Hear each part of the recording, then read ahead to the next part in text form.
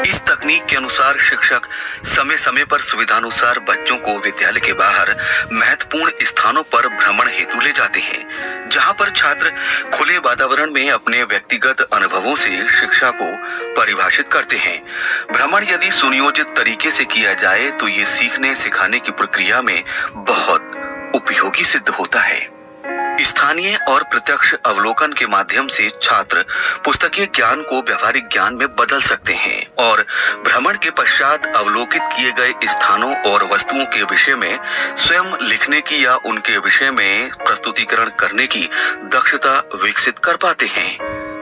शैक्षिक भ्रमण पर जाने से पूर्व शिक्षक को एक उचित योजना बनानी चाहिए, जिसमें सर्वप्रथम शिक्षक द्वारा भ्रमण का उद्देश्य और उन्हीं स्थानों का चयन किया जाए जिन्हें शिक्षक ने पूर्व में देख रखा हो या जा चुके हों, और उस स्थान की अच्छी जानकारी शिक्षक को होना अनिवार्य है। अभिभावकों को शैक्षिक भ्रमण की सूचना देना और उनसे अनुमति प्राप्त करना।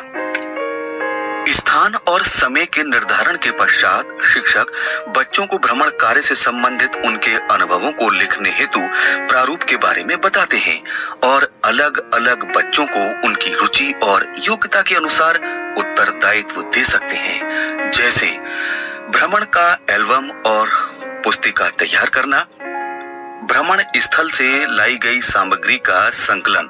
उदाहरण के लिए चिड़ियाघर की सैर से बच्चों द्वारा बीज, पंख, कंकड़, पेड़ों की छाल और अन्य संकलित वस्तुओं से कोलाज बनाना। कुछ बच्चों को कैमरे या मोबाइल से अपने अनुभवों को अपनी आवाज में रिकॉर्डिंग की जिम्मेदारी देना। इससे बच्चों में स्वयं को अभिव्यक्त कर पाने के साथ साथ आत्मविश्वास की भी वृद्धि होती है। शैक्षिक भ्रमण हेतु बच्चों को ऐतिहासिक, भौगोलिक, सांस्कृतिक, वैज्ञानिक और व्यावहारिक महत्व के स्थलों पर ले जाया जा सकता है। हमारे ऐतिहासिक स्थल हमारी धरोहर और गौरव हैं और ये बच्चों के इतिहास बोध को मजबूत करते हैं। शैक्षिक भ्रमण हेतु बच्चों को ऐतिहासिक महत्व के स्थलों पर ले जाना प्रभावी रहेगा, ताकि हमारी आने वाली पीढ़ी हमारी समृद्ध सांस्कृतिक विरासत से परिचित हो सके। यहाँ हम कला और संस्कृति के साथ बच्चों को ये अवश्य बताना चाहिए कि देश के आर्थिक विकास में भी इनकी भूमिका कितनी महत्वपूर्ण है। शैक्षिक भ्रमण में बच्चों को चिड़ियाघर और पार्क की भी सैर कराई जा सकती है, जहां पर बच्चे अत्यंत कौतूहल से विभिन्न प्रकार के जीव जंतुओं और फूल पौधों की जानकारी प्राप्त करते हैं। वैज्ञानिक महत्व के शैक्षिक भ्रमण के अंतर्गत बच्चों को विज्ञान क्लब, नक्षत्रशाला, तारामंडल, आंचलिक विज्ञान केंद्रों, जैव संग्रहालय, पुरातात्विक संग्रहालयों का भ्रमण कराया जा सकता है।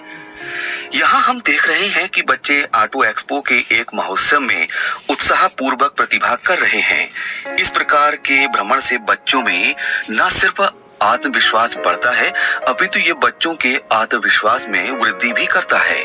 हमारे सरकारी तंत्र में व्यवस्थाएं किस प्रकार लागू की जाती हैं, इसकी जानकारी प्रदान करने हेतु बच्चों को सरकारी विभागों का भ्रमण कराया जा सकता है।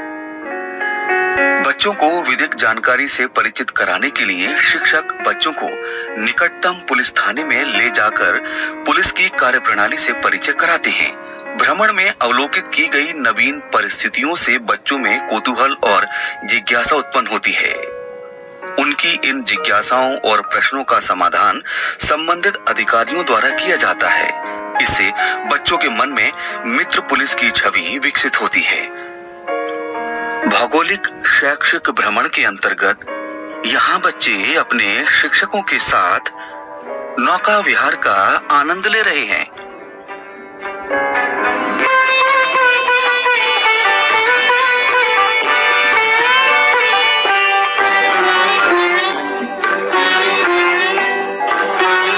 इस प्रकार के स्थानों के भ्रमण के समय बच्चों की सुरक्षा और सुरक्षा उपायों का शिक्षक विशेष ध्यान रखते हैं। यहाँ शिक्षिका ने नौका विहार के समय अपनाए जाने वाले सभी सुरक्षा उपायों का ध्यान रखा है।